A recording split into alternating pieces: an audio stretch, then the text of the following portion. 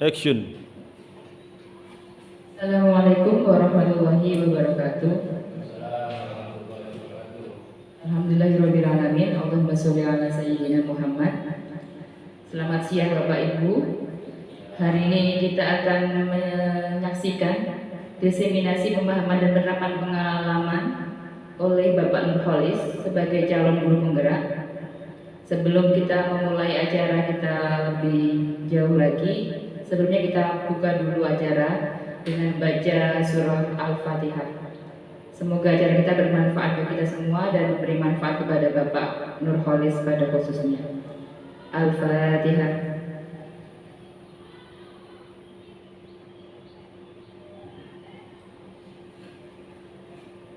Selanjutnya, acara berikutnya itu sambutan kepala sekolah.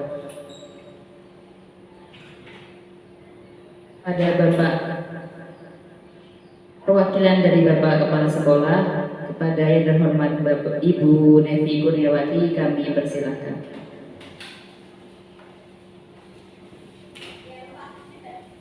Assalamualaikum warahmatullahi wabarakatuh.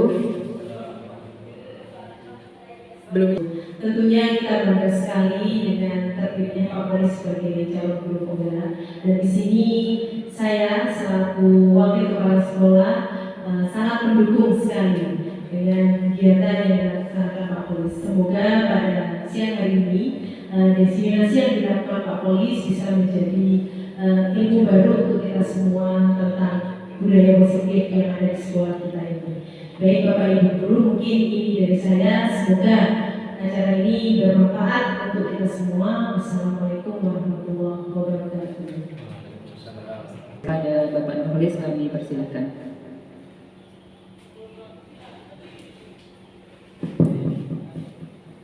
Assalamualaikum warahmatullahi wabarakatuh. Terima kasih atas kehadiran Bapak Ibu guru semuanya.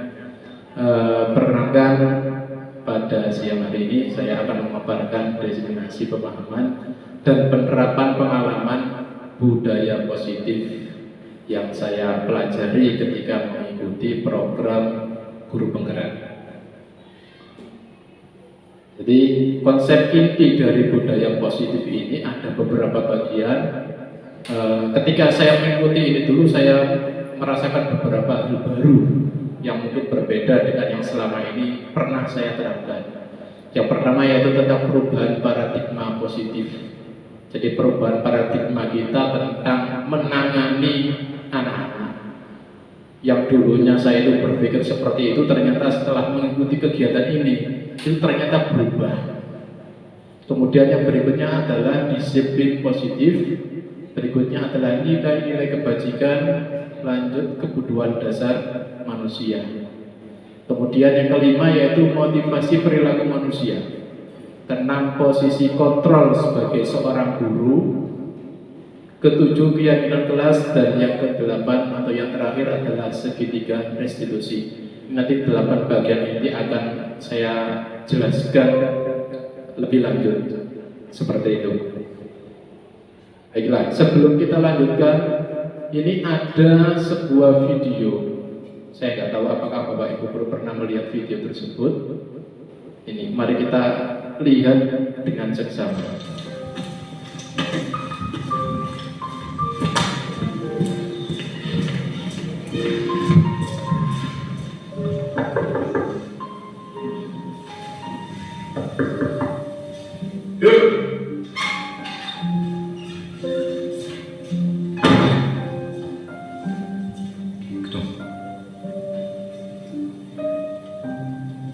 Vanessa? Самая Vanessa? Зеленая.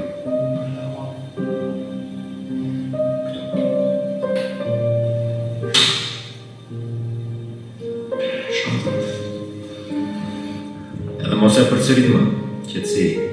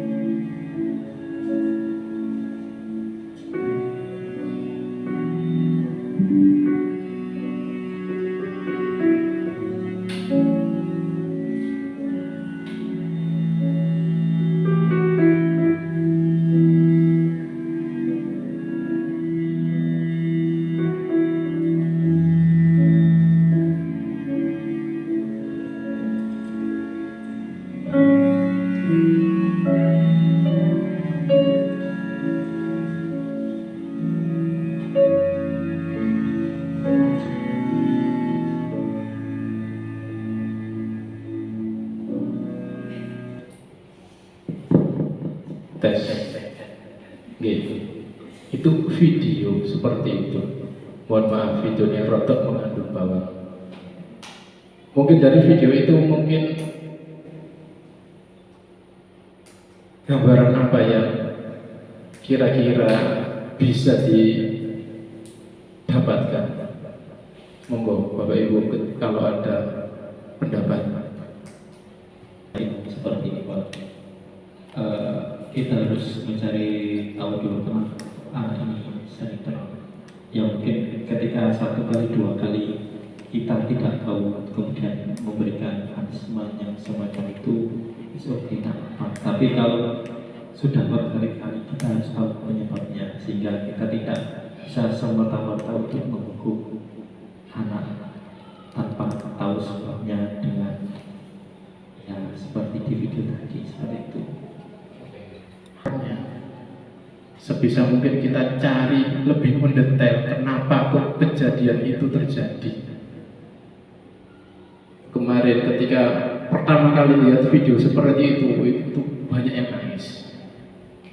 Ya, karena harus kita akui mungkin selama ini kita itu ketika menangani anak-anak kita, yaitu kita lihat hanya pada covernya. Oleh karena itu, mari saya juga mengajak Bapak Ibu guru semuanya, mari kita lebih memahami anak-anak kita.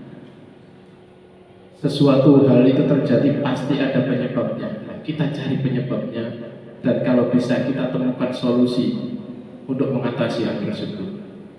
Terima kasih. Saya lanjutkan. Ya, ini adalah pembelajaran dengan paradigma baru. Saya yakin untuk yang bagian sebelah sana, Bapak Ibu sudah sangat familiar dengan profil belajar Pancasila. Yang jelas penekanannya di sini adalah pembelajarannya itu berdiferensiasi. Karena apa?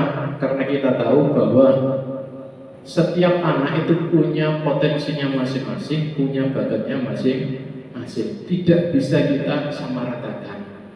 Oleh karena itu di kurikulum Merdeka ini kita berharap atau berusaha supaya pembelajarannya itu adalah berdiferensiasi, sehingga perkembangannya sesuai dengan apa yang kita semua cita-citakan, yaitu anak-anak memiliki profil belajar Pancasila. Itu adalah paradigma baru dalam pembelajaran kali ini. Nah, ini yang saya bilang tadi. Harus saya akui, saya dulu juga seperti ini. Miskonsepsi tentang teori kontrol, salah paham. Salah paham yang pertama adalah ilusi guru mengontrol murid. Saya sadar dulu itu, bahkan mungkin sampai sekarang, guru itu mengontrol murid. Itu sebenarnya adalah ilusi. Harusnya apa? Ya murid itu bisa menentukan jalannya sendiri, guru itu hanya sebagai fasilitator. Itu ilusi yang pertama. Berikutnya adalah ilusi bahwa kritik dan membuat rasa bersalah mampu menguatkan karakter. Nah, mungkin selama ini kita menganggap berarti benar mengkritik atau piye caranya membuat anak itu merasa bersalah terhadap kita, itu bisa memperkuat karakter mereka. Kita dulu mikirnya itu ya benar cara seperti itu, tapi ternyata itu semua hanya ilusi. Sesuatu yang kurang benar, cuma kita anggap dari dulu itu benar. Berikutnya adalah ilusi bahwa penguatan positif, efektif, dan bermanfaat. Yang jelas kalau penguatan negatif jelas salah. Penguatan positif pun kalau tidak dilakukan dengan tepat pun tidak akan memiliki manfaat yang maksimal. Ilusi berikutnya yaitu bahwa orang dewasa berhak memaksa. Harus saya akui sejak dulu, ya saya punya anggapan bahwa orang dewasa dalam hal ini adalah guru itu bisa memaksa murid. Dan seolah-olah itu benar. Padahal menurut penelitian itu sebenarnya kurang tepat. Nah, itu adalah beberapa ilusi yang selama ini kita anggap benar. Cuma aslinya menurut penelitian itu kurang tepat. Rangkaian berikutnya yaitu merubah paradigma stimulus respon ke pendekatan teori kontrol. Nanti akan ada penjabaran khusus untuk yang teori kontrol. Yang pertama adalah di sisi sebelah kiri itu adalah untuk stimulus respon tentang dunia, dan untuk yang sebelah kanan itu adalah teori kontrol tentang dunia. Yang pertama, realitas atau kebutuhan kita sama, padahal aslinya kebutuhan tiap orang itu berbeda karena setiap orang punya karakteristiknya masing-masing. Semua orang melihat hal yang sama, itu untuk stimulus respon. Padahal untuk teori kontrol, setiap orang itu memiliki gambaran berbeda. Mungkin dari video tadi, mungkin Pak Hudan punya pandangan seperti itu, belum tentu untuk Bapak Ibu guru yang lain punya pandangan yang sama. Yang jelas, isi kepala orang itu bisa berbeda, meskipun makanya sama. Berikutnya, kita mencoba merubah orang agar berpandangan sama dengan kita. Padahal yang seharusnya, yang semestinya adalah bagaimana kita bisa memahami pandangan orang lain, meskipun itu berbeda. Mungkin selama ini kita mengedepankan ego kita, piye carane orang itu ya seperti apa yang kita mau. Berikutnya adalah perilaku buruk dilihat sebagai suatu kesalahan. Itu paradigma yang dulu. Yang sekarang adalah semua perilaku, entah itu baik atau buruk, itu punya tujuannya masing-masing. Mungkin kalau buruk berarti tujuannya kurang tepat, tinggal diarahkan. Bukan berarti itu merupakan suatu kesalahan, tidak. Karena proses belajar itu kan proses belajar dari kesalahan-kesalahan supaya untuk berikutnya tidak mengulangi lagi kesalahan tersebut. Pandangan yang lama yaitu orang lain bisa mengontrol saya, padahal yang seharusnya adalah ya diri kita sendirilah yang bisa mengontrol kita. Ketika orang lain masih bisa mengontrol saya, berarti patut dipertanyakan kontrol diri pribadi kita berarti kurang kuat sehingga bisa dipengaruhi oleh orang lain. Pandangan berikutnya yaitu saya bisa mengontrol orang lain. Nah, ketika kita punya pemikiran seperti ini, berarti itu pemikiran yang lama. Padahal apa? Kita itu tidak bisa mengontrol orang lain. Tapi ketika perasaan kita pengen punya keinginan untuk selalu mengontrol orang lain, nah, berarti itu patut dipertanyakan. Berarti itu adalah pemikirannya orang-orang dulu. Berikutnya, pemaksaan ada pada saat bujukan gagal. Padahal yang seharusnya adalah kolaborasi dan konsensus menciptakan pilihan-pilihan baru. Jadi dari sini saya bisa mengambil, oh berarti ketika kita memaksakan sesuatu kehendak kita kepada yang lain, itu sebenarnya merupakan hal yang kurang tepat. Harusnya Pak, kita ngasih pilihan-pilihan yang bisa murid kita pilih, sehingga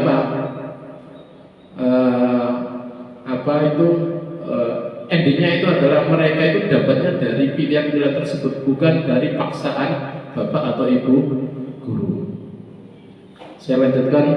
Nah, ini disiplin positif.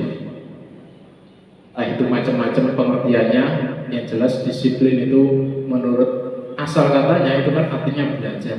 Yang jelas disiplin mengacu pada disiplin diri yang memiliki tanggung jawab terhadap apa yang dilakukan berdasarkan nilai-nilai yang diyakini. Dan sebagai seorang pendidik, tujuan kita adalah menciptakan peserta didik yang memiliki disiplin diri sehingga mereka berperilaku mengacu pada nilai-nilai kebajikan universal dan memiliki motivasi intrinsik dalam perubahan perilaku ke arah yang lebih baik. Jadi disiplin di sini tidak hanya khusus masalah waktu saja, semuanya seperti itu. Nah, mungkin ini adalah beberapa bagian yang saya rasa sebelumnya saya belum pernah tahu. Nilai-nilai kebajikan, mungkin yang selama ini kita tahu itu adalah peraturan. Tapi ternyata selain peraturan itu ada yang namanya nilai kebajikan, yaitu nilai yang disepakati bersama, terlepas dari suku bangsa, agama, bahasa maupun latar belakang. Contoh, seperti yang kita gaungkan ketika di kurikulum baru ini, yaitu tentang profil pelajar Pancasila. Itu adalah nilai kebijakan ya seperti dimensi yang ada di profil pelajar Pancasila. Itu secara universal, tidak mengacu ke salah satu suku atau salah satu agama maupun yang lain, secara universal. Kemudian contoh nilai kebajikan dari PYP itu ada toleransi, rasa hormat, integritas, mandiri, dan seterusnya. Kemudian untuk yang 9 pilar karakter yaitu IHF, nah seperti itu. Yang jelas nilai-nilai kebajikan ini sifatnya adalah universal, tidak mengacu ke salah satu syarat, sehingga Pak nanti bisa diterima oleh semua kalangan. Berikutnya, kebutuhan dasar manusia.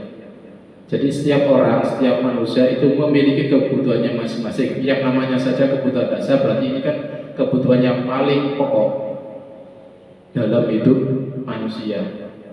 Jadi kebutuhan manusia itu adalah sesuatu yang dibutuhkan manusia untuk mempertahankan keseimbangan kondisinya, baik itu fisiologis maupun psikologis, yang bertujuan untuk mempertahankan kehidupan dan kesehatan. Secara umum kebutuhan dasar manusia dibagi menjadi 5 bagian. Yang pertama adalah penguasaan. Jadi saya yakin itu adalah menurut Dr. William Glasser. Jadi 5 kebutuhan dasar manusia. Saya yakin tiap manusia itu pengennya itu berkuasa. Dalam hal ini bukan kok berkuasa berarti menjadi pejabat atau enggak. Yang penting kita punya kemauan, dan kemauan itu bisa berpengaruh kepada yang lain. Jelas setiap orang pengen seperti itu, manusiawi. Kebutuhan dasar berikutnya yaitu kasih sayang dan rasa diterima. Saya yakin setiap orang mengharapkan atau butuh yang namanya kasih sayang, dan tidak hanya kasih sayang juga diterima, entah itu di lingkungan manapun. Berikutnya, setiap orang butuh yang namanya kesenangan. Tidak ada orang yang tidak butuh kesenangan. Berikutnya adalah setiap orang butuh yang namanya kebebasan. Perlu dicatat bahwa kebebasan di sini bukan bebas lepas, tapi tetap bebas, ada batasan-batasan dengan kebebasan orang lain. Dan semua itu menuju pada yang tengah, yaitu untuk kebutuhan bertahan hidup. Itu adalah 5 kebutuhan dasar yang diinginkan oleh manusia.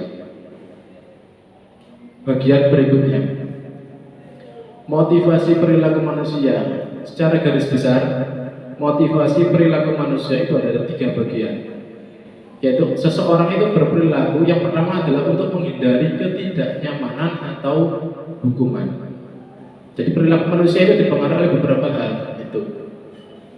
Jadi kita melakukan sesuatu yaitu untuk menghindari ketidaknyamanan atau hukuman. Yang kedua adalah untuk mendapat imbalan atau penghargaan dari orang lain. 1 dan 2 ini itu adalah muncul dari luar, sehingga secara umum bisa kita lihat bahwa motivasi nomor 1 dan nomor 2 ini itu adalah secara eksternal karena dipengaruhi oleh pihak luar. Sedangkan untuk yang nomor 3, motivasi perilaku manusia yaitu untuk menjadi orang yang mereka inginkan dan menghargai diri sendiri dengan nilai-nilai yang mereka percaya. Itu adalah datangnya dari diri sendiri. Dengan kata lain, perilaku nomor 3 motivasinya adalah motivasi internal. Dan sebagai seorang pendidik, kita diharapkan untuk bisa memaksimalkan motivasi yang ada dalam diri setiap murid. Gagal. Maksudnya gagal di sini adalah sesuatu yang mungkin dulu kita lakukan, tapi ternyata menurut penelitian itu hasilnya kurang efektif. Yaitu ada 2 bagian, ada hukuman, ada penghargaan. Yang jelas mungkin kita semua hampir bisa sepakat kalau yang namanya hukuman memang tidak baik. Sepakat atau tidak? Hukuman itu baik atau enggak? Ya, yang namanya hukuman, ya mayoritas kita bisa menyepakati kalau hukuman itu memang endingnya tidak baik. Penghargaan ini, penghargaan, saya yakin ini pasti banyak perbedaan pendapat. Karena apa? Penghargaan itu nanti kan larinya kan positif. Tapi ada juga sisi negatif dari penghargaan. Baik, kita bahas satu persatu. Hukuman yang jelas, hukuman itu menyakitkan. Tidak ada hukuman yang tidak menyakitkan, baik itu secara fisik maupun secara psikis. Yang jelas hukuman itu tidak nyaman, membuat murid takut dan bersifat memaksa.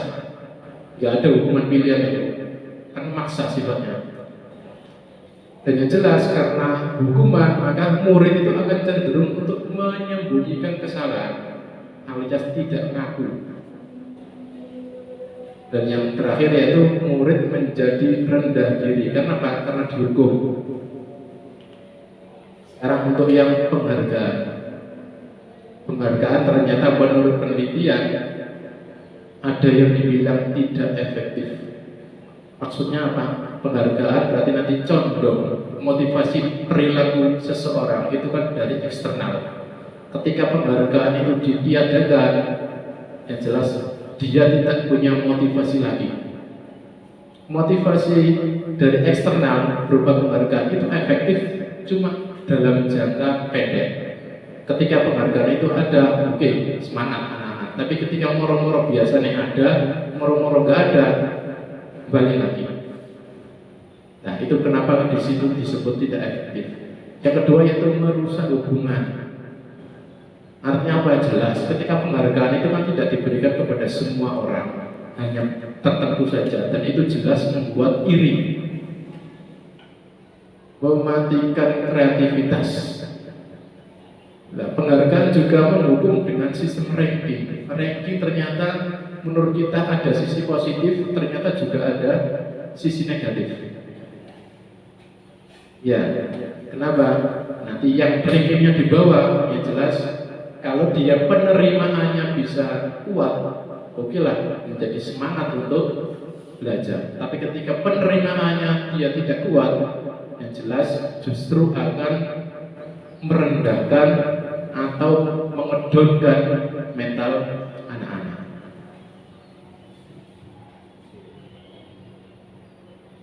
Ya, ini konsep disiplin dengan identitas sukses. Tadi kalau identitas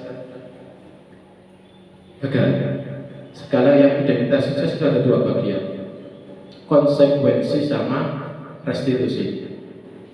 Konsekuensi itu penguatannya jangka pendek.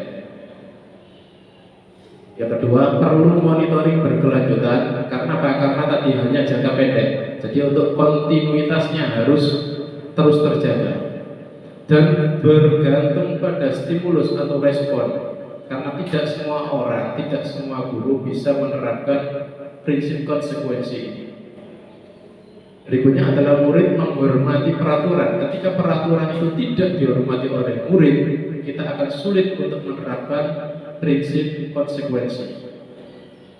Dan yang terakhir yaitu kehilangan waktu untuk merenungi kesalahan. Nah, hal yang baru yang saya pelajari yaitu tentang restitusi. Mungkin selama ini saya hanya tahunya itu hukuman sama penghargaan. Ternyata ada hal lain. Berarti yang selama ini saya pelajari itu tentang identitas gagal, hukuman dan penghargaan. Ternyata ada lain yang menurut penelitian itu termasuk identitas sukses, yaitu konsekuensi dan restitusi. Nah, untuk yang restitusi ini berarti tingkatannya paling tinggi. Mungkin selama ini saya belum bisa mencapai itu, cuma akan terus belajar untuk mencapai itu. Yang pertama adalah murid bertanggung jawab untuk perilakunya. Karena apapun yang dilakukan oleh siswa kita, maka siswa tersebut harus bertanggung jawab atas perilaku yang mereka perbuat. Berikutnya adalah fokus pada pemecahan masalah jangka panjang lainnya. Ada poinnya di situ. Fokus pemecahan masalah jangka panjang. Tidak hanya selesai, misal ada anak tukaran, selesai maaf-maafan, oke, tapi kita juga harus fokus pada kelanjutannya. Iya, mungkin ketika bermaaf-maafannya ketika ada di depannya guru, tapi siapa tahu ketika ada di belakang. Nah, oleh karena itu maka penanganan kita juga harus ke efek jangka panjangnya seperti apa. Alhamdulillah Bapak Ibu guru di sini ketika menangani anak-anak itu sudah mengacu ke situ, jadi tidak hanya jangka pendek, juga termasuk sudah mengarah ke pemecahan masalah jangka panjang.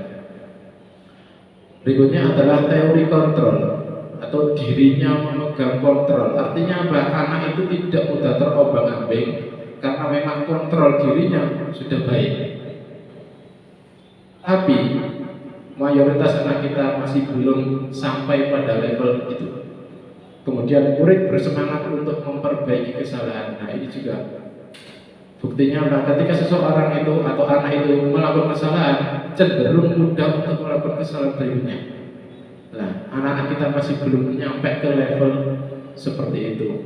Tapi dengan usaha Bapak Ibu guru semuanya, insya Allah nanti akan berkembang ke arah situ. Ya.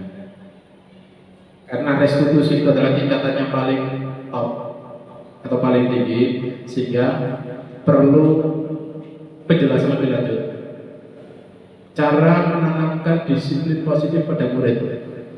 Sebelum itu saya jelaskan dulu untuk pengertian restitusi, yaitu menciptakan kondisi bagi murid untuk memperbaiki kesalahan mereka, sehingga mereka bisa kembali pada kelompok mereka dengan karakter yang lebih kuat. Dan untuk ciri-cirinya, lah itu yang membedakan antara konsekuensi dengan restitusi. Bukan untuk menebus kesalahan, tapi untuk belajar dari kesalahan. Itu restitusi, perbaikan, memperbaiki hubungan. Kemudian bentuknya itu tawaran, bukan paksaan. Kalau paksaan berarti nanti masuk ke hukuman. Restitusi menuntut untuk melihat ke dalam diri, introspeksi. Karena apa? Konsekuensi yang dihadirkan itu tidak datangnya dari guru, tapi digali dari siswa itu sendiri. Nah, kita nanti belajar mengarah ke situ. Restitusi adalah cara yang paling baik, ya. Kita semua belajar untuk prosesnya menuju ke situ. Restitusi fokus pada karakter, bukan tindakannya. Dan yang berikutnya, restitusi fokus pada solusi. Jadi kita tidak fokus pada masalahnya apa, kita cari masalah-masalahnya, bukan. Tapi yang kita cari itu adalah solusinya untuk mengatasi masalah tersebut. Kemudian restitusi mengembalikan murid yang berbuat salah pada kelompoknya. Bagaimana caranya anak-anak yang sudah berbuat salah itu bisa kembali ke komunitasnya dengan karakter yang lebih baik. Nah, ini contoh kasus perbedaan, sehingga kita bisa membedakan antara mana yang termasuk hukuman, mana konsekuensi, mana restitusi. Kasusnya adalah siswa sering tidak mengerjakan PR. Kalau hukuman yang terjadi apa? Guru menghukum siswa tersebut, misal hormat bendera 10 menit. Gurunya marah, efeknya apa? Muridnya takut. Itu adalah bentuk hukuman. Mungkin diakui atau tidak, mungkin selama ini saya pribadi juga seperti itu. Ya, alhamdulillah dengan mengikuti program ini sedikit banyak belajar. Tinggal nanti bagaimana konsistensinya ketika kita mau untuk menerapkan hasil dari belajar tersebut. Contoh kasus yang sama, ketika konsekuensi yang kita lakukan itu adalah guru memberikan konsekuensi untuk mengerjakan PR-nya saat istirahat, atau PR-nya dikerjakan 3 kali lipat. Itu bentuk konsekuensi. Kalau yang tadi yang hukuman itu kan gak kerjakan PR, dihukum apa? Hormat atau keliling lapangan atau nanti hormat bendera. Tapi ketika konsekuensi itu masih berhubungan dengan kasus yang dilakukan oleh siswa. Kalau siswanya gak kerjakan PR, ya konsekuensinya apa? Ya hubungannya dengan PR juga. Tapi ada tambahannya. Misal kerjakan saat istirahat, kan harusnya siswa itu istirahat kan. ya istirahat. Nah, tetap berhubungan dengan PR, tapi membuat ada nilai tambahnya, yaitu seperti itu. Mereka tidak bisa istirahat, atau dengan PR yang sama tapi dikerjakan berkali-kali lipat. Itu bentuk konsekuensi. Yang terjadi apa? Guru tegas dan siswa harus menghormati peraturan. Nah, bedanya dengan restitusi, yaitu guru menanyakan keyakinan kelas dan dirinya dan membantu siswa menyelesaikan masalah. Jadi anak gak kerjakan PR itu mesti ada penyebabnya. Sehingga restitusinya dicari itu. Bukan kok gak kerjakan PR, hukumannya ini, bukan. Tapi apa yang menyebabkan anak itu gak kerjakan PR? Itu yang digali. Dengan harapan nanti ditemukan solusinya, sehingga kedepannya anak itu bisa mengerjakan PR. Dan guru yang menerapkan prinsip restitusi itu gurunya bersifat terbuka, dan siswa menghormati dirinya dan juga orang lain. Itu contoh kasus, satu kasus yang sama tapi dilakukan dengan 3 cara yang berbeda.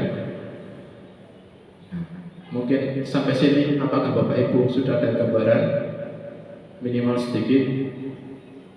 Ada. Oke, alhamdulillah. Ya, sekarang kita lihat. Ini kita mikir bareng-bareng. Saya juga nggak tahu jawabannya. Tapi pikir bareng-bareng. Yang pertama, ini termasuk hukuman atau restitusi. Mencatat 100 kali di dalam buku kalimat, saya tidak akan terlambat lagi. Ini ada anak telat. Hukumannya, bukan hukuman sih. Efeknya adalah disuruh nulis saya tidak akan terlambat lagi sebanyak 100 kali. Itu kira-kira termasuk hukuman atau konsekuensi? Hukuman. Oke, nanti kita lihat bareng-bareng. Saya juga nggak tahu jawabannya. Berikutnya, lari mengelilingi lapangan basket 2 kali karena terlambat hadir di sekolah. Keliling lapangan 2 kali. Hukuman. Cara nggak sadar itu nanti kita ternyata berarti selama ini ya kita itu menghukum. Yang ketiga, murid diminta push up 15 kali karena tidak menggunakan masker ke sekolah.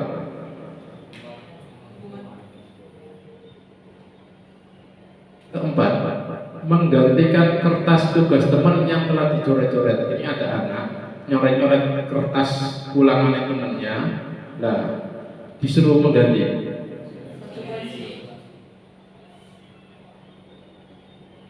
Kelima, membersihkan tumpahan air di meja tulis karena tersenggol pada saat belajar. Konsekuensi. Nanti kita lihat. Keenam, murid disuruh untuk mengenakan sepatu seharian di sekolah karena tidak mengenakan sepatu hitam. Disuruh untuk, ini kayaknya kata-katanya salah ya. Murid disuruh untuk mengenakan sepatu seharian di sekolah karena sepatunya nggak hitam, maka disuruh sepatu terus. Sepatunya nggak hitam, yang kepe sepatu warna-warni, sebagai bentuk akibatnya adalah sepatuan terus. Wah, ini mulai berbeda pendapat. Oke, gak apa-apa. Saya juga masih belajar.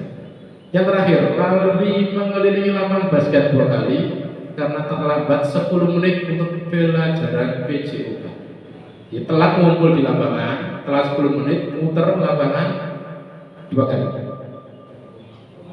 Hukuman, oke. Kita cek kunci jawabannya benar apa enggak.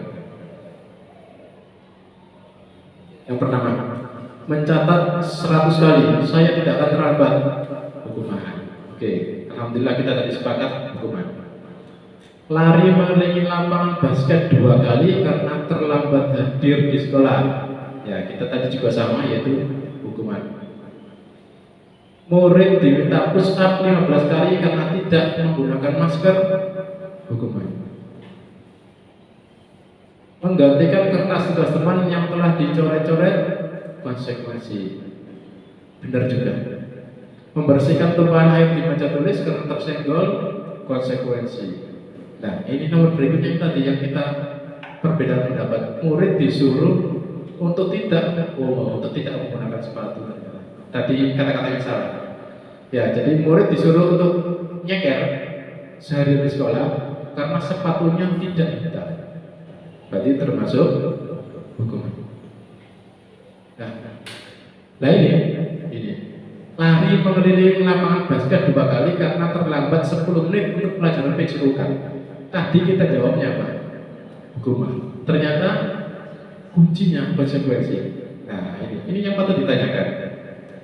Mungkin apakah ada yang punya pendapat? Berarti bedanya hukuman dan konsekuensi apa? Monggo. Ya, Pak Riza.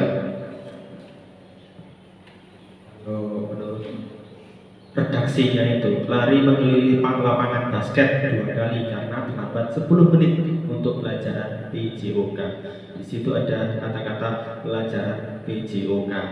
Nah, lari ini bagian dari pemanasan juga bisa, dan itu cuma dilakukan 2 kali, tidak melebihi batas kemampuan anak. Jadi mungkin antara hukuman dan konsekuensi adalah ketika hukuman itu tidak sesuai atau aneh tanda kutip yang tidak seharusnya diberikan. Kalau konsekuensi itu masih terkait dengan kayak misalkan tadi ya, pelajaran PJOK dia harus lari, tapi itu nggak banyak banget. Itu aja. Terima kasih. Terima kasih Pak Riza. Ternyata bisa menyimpulkan. Jadi yang namanya hukuman berarti tidak ada hubungannya dengan konteks kesalahannya. Tapi konsekuensi itu masih berhubungan dengan konteks kesalahannya. Makanya di sini yang lari keliling lapangan 2 kali ini termasuk konsekuensi, yang di sini termasuk hukuman. Karena di sini konteksnya adalah untuk pelajaran PJOK. Kalau di sini konteksnya adalah terlambat hadir. Terlambat hadir, lari keliling lapangan memang tidak ada hubungannya, sehingga itu termasuk hukuman. Jadi mungkin sampai bagian ini kira-kira sudah ada gambaran ya antara hukuman dengan konsekuensi. Oke, kita di sini sama-sama belajar. Berikutnya, keyakinan kelas.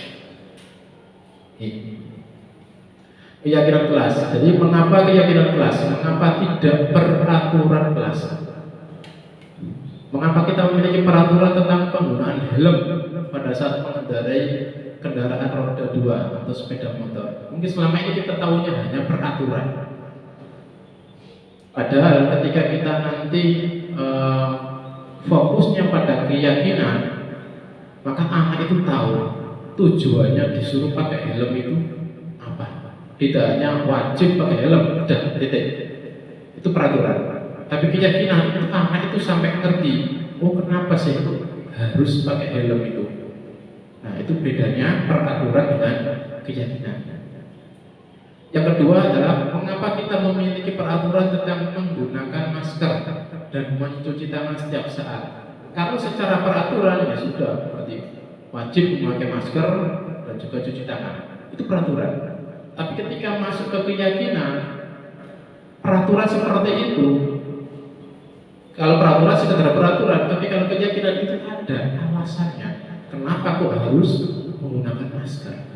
Jadi ketika anak-anak itu tarafnya masih dalam peraturan, ya saya yakin akan banyak dilanggar.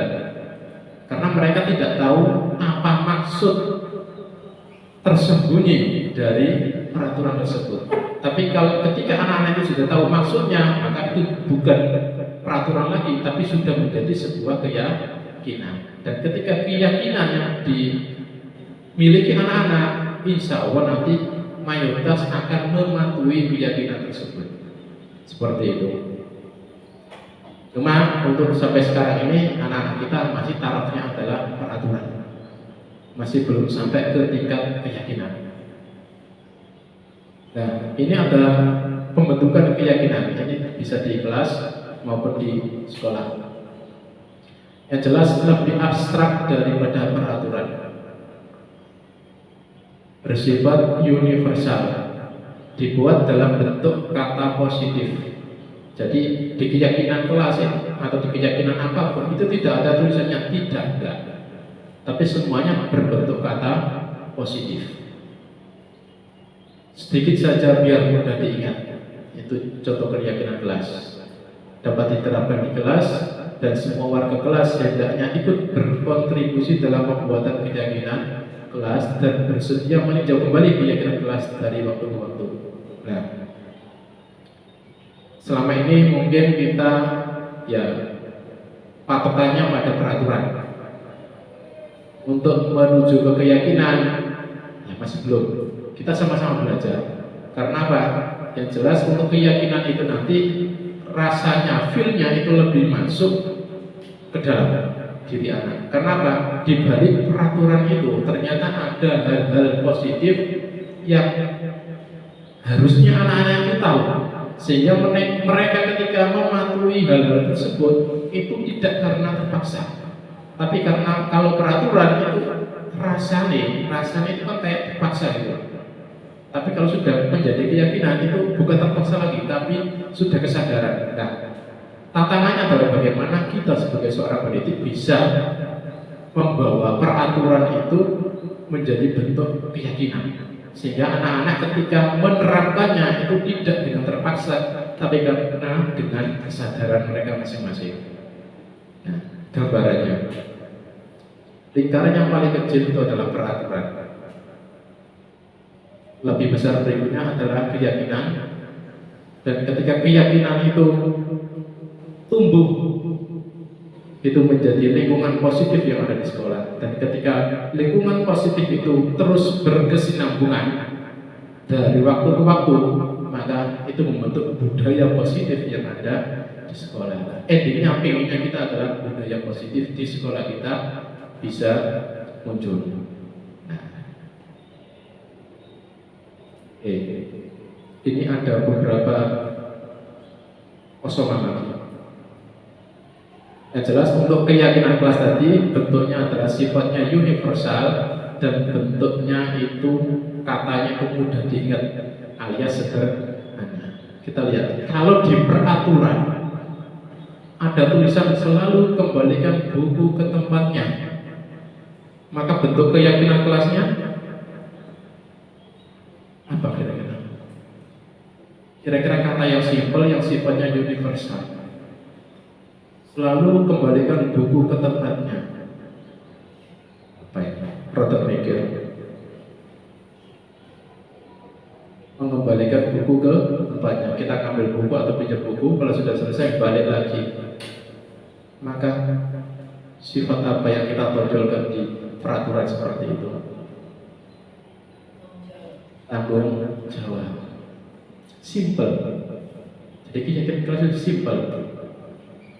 Dilarang mengganggu orang lain itu bentuk peraturan. Tapi yang harus kita yakini, kenapa kok kita dilarang mengganggu orang lain? Yes, kita harus menghargai. Kata kuncinya kan menghargai. Berikutnya, hadir di sekolah 15 menit sebelum pelajaran dimulai. Ini jelas peraturan. Tapi keyakinan apa yang ada dalam peraturan tersebut? Disiplin. Dilarang melakukan kekerasan. Ini jelas peraturan. Jadi peraturan itu kata-katanya itu ya ada nilai negatifnya, tidak boleh, dilarang. Itu masih muncul di peraturan. Tapi kalau di keyakinan semuanya itu bernilai positif. Kira-kira dilarang melakukan kekerasan, itu nilai keyakinannya itu apa? Kekerasan. Dilarang melakukan kekerasan. Berarti dengan orang lain kita diharapkan ya bisa saling mengasihi atau saling menghormati. Dilarang menggunakan narkoba. Kenapa kita dilarang menggunakan narkoba? Kenapa kita dilarang mengkonsumsi narkoba? Berarti kita harus apa? Kenapa itu? Karena kecanduan. Keyakinan kelas itu tidak muncul kata-kata tidak itu enggak ada. Ya, bisa hidup sehat. Bergantian atau menunggu giliran. sabar, disiplin, bisa masuk. Jadi yang jelas keyakinan kelas itu kan sifatnya universal. Ya, gunakan masker. Kenapa kita harus menggunakan masker? Ya, yang jelas salah satunya adalah menjaga kesehatan. Jangan berlari di kelas atau koridor. Karena kalau kita berlari di kelas atau koridor berarti apa ya? Nabrak. Ya jelas nabrak. Tapi keyakinannya kenapa kok kita dilarang untuk berlari di kelas? Berarti kalau kita berlari berarti kita termasuk apa? Gak sopan, bisa atau bisa juga mengganggu. Oleh karena itu ketika dilarang berlari berarti kita sikapnya adalah menghormati yang lain. Itu kan maksudnya. Baik. Nah, apakah jawaban kita tadi benar atau salah? Ya. Insya Allah hampir semuanya kita benar, mengarah ke hal-hal yang benar, mengembalikan buku ke tempat untuk tanggung jawab. Dilarang mengganggu orang lain artinya apa? Kita harus saling menghormati. Hadir di sekolah yang 15 menit berarti kita itu punya komitmen untuk datang tepat waktu. Dilarang melakukan kekerasan berarti kita ingin menghormati orang lain. Dilarang menggunakan narkoba ada hubungannya dengan kesehatan. Bergantian atau antri tadi berarti apa? Ya kita harus sabar. Menggunakan masker berarti berhubungan dengan kesehatan juga. Jangan berlari, ya biar tak nabrak berarti kan berhubungan dengan keselamatan dan keamanan. Itu bedanya peraturan dengan keyakinan kelas. Nah ini bagian berikutnya yang tidak kalah pentingnya. Seperti yang sudah saya bilang tadi, 5 posisi kontrol. Guru itu bisa bertindak sebagai penghukum, membuat rasa bersalah, atau memposisikan diri sebagai teman, atau berposisi sebagai pemantau, dan yang terakhir adalah manajer. Contoh, kasusnya sama. Siswa tidak memakai atribut lengkap saat upacara. Kalau kita sebagai memposisikan diri sebagai seorang penghukum, patuhi aturan sekolah, berdiri di depan barisan, atau kita akan diambil ke belakang, berdirinya di belakang. Itu kalau posisi kita sebagai penghukum. Kalau posisi kita sebagai pembuat rasa bersalah yang bawah itu, ngomeng, karena berapa kali bu guru harus memberitahu kamu, bu guru kecewa sama kamu. Endingnya apa? Kita itu merendah seolah-olah biar anak itu merasa bersalah karena tidak mematuhi peraturan. Berikutnya adalah berposisi sebagai teman. Guru memposisikan diri sebagai teman. Lah biasanya berupa ajakan, lebih care ke anak-anak. Ayolah yang tertib, buat bu guru bangga. Kali ini tidak apa-apa kamu salah, dan seterusnya. Nah, semuanya itu punya dampak. Yang jelas diakui atau tidak, selama ini kita kan banyak memposisikan diri kita sebagai penghukum. Ya, saya juga harus mengakui seperti itu. Tapi kadang-kadang juga kalau kita dengan anak-anak tertentu sudah care, maka posisi kita bisa berubah menjadi teman. Efeknya kalau teman seperti apa? Kalau hukum kan hukuman jelas, anak itu takut dan seterusnya. Tapi kalau ketika kita memposisikan diri sebagai teman, ketika kita yang menangani, oke, anak itu nurut. Tapi ketika orang lain yang menangani, kadang anak itu gak nurut. Anak itu hanya cocoknya dengan kita saja. Itu kalau posisi kita sebagai teman. Karena care tadi. Jadi semua posisi itu ada plus minusnya. Ya. Berikutnya adalah posisi pemantau.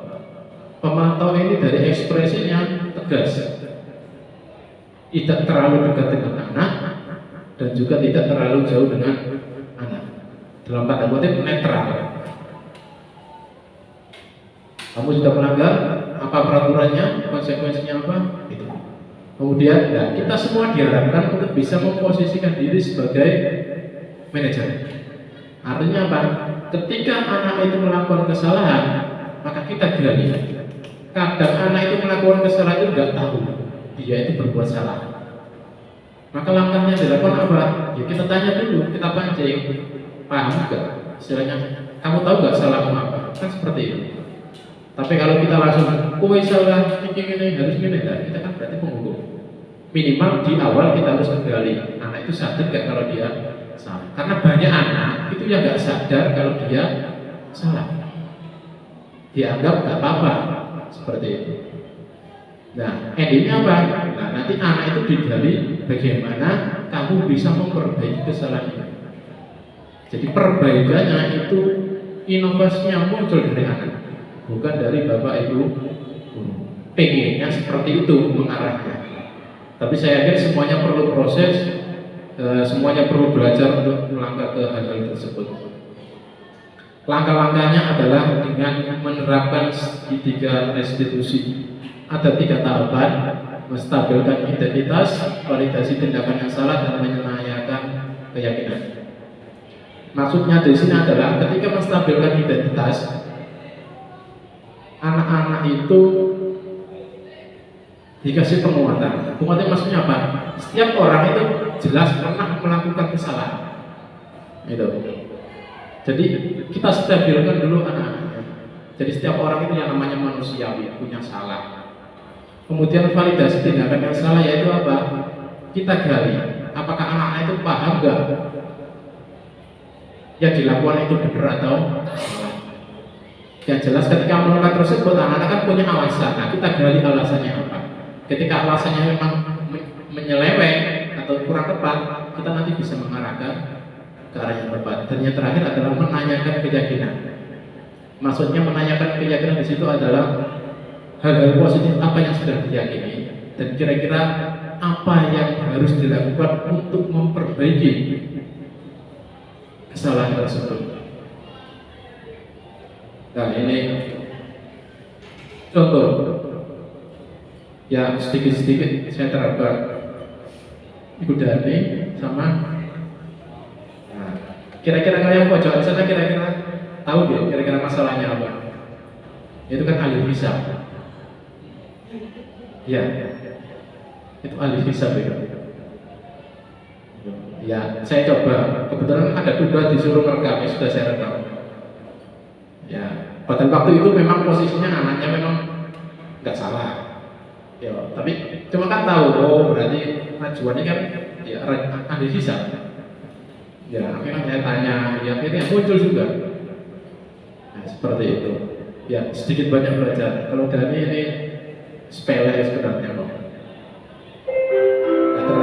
Nggak terlalu itu. Ya cuma ya urusan pacaran gitu aja. Cuma kan untungnya kan teman-teman gitu aja.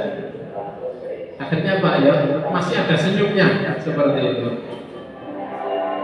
Sehingga Pak ini contoh yang pernah saya lakukan. Jadi untuk setelah belajar hal-hal tersebut, saya juga melakukan contoh penerapannya, aksi nyatanya. Sekali lagi saya di sini bukan untuk menggurui, bukan. Tapi saya berbagi pengetahuan yang saya dapatkan dari program guru penggerak ini supaya apa? Sedikit banyak bisa memberikan ya referensi lah. Bukan berarti yang saya sampaikan ini benar semuanya, bukan. Karena apa? Setiap sekolah, setiap tempat itu punya kondisinya masing-masing. Dan setiap anak pun tidak semuanya plong 100% dengan cara-cara seperti itu, enggak mesti. Karena setiap anak isi kepalanya berbeda-beda. Saya yakin ini adalah salah satu referensi saja yang mungkin bisa menambah pengetahuan dari Bapak Ibu guru semuanya. Sekali lagi, saya di sini bukan berniat untuk menggurui, tapi hanya sekedar sharing pengetahuan dari apa yang telah saya peroleh di kegiatan guru penggerak. Mungkin itu saja yang bisa saya sampaikan. Kurang lebihnya mohon maaf. Mungkin sebelum saya tutup, bukan saya yang tutup. Sebelum saya akhiri, monggo saya minta 1 atau 2 dari Bapak Ibu guru yang bisa memberikan masukan. Ya, monggo masukan. Oke, monggo.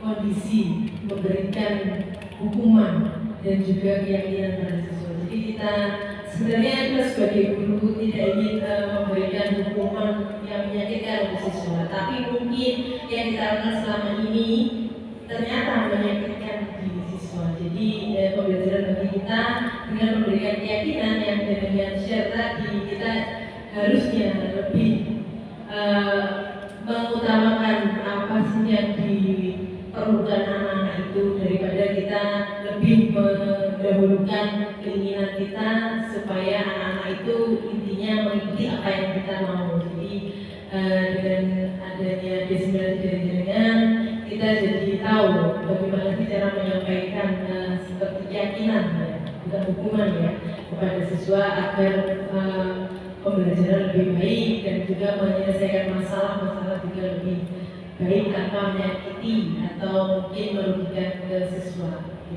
Mungkin yang lainnya. Terima kasih untuk pemateri yang diberikan oleh Pak Polis. Mungkin materi sudah jelas bahwa kita sebagai guru itu bagaimana caranya agar bisa membimbing, bukan hanya beri hukuman saja.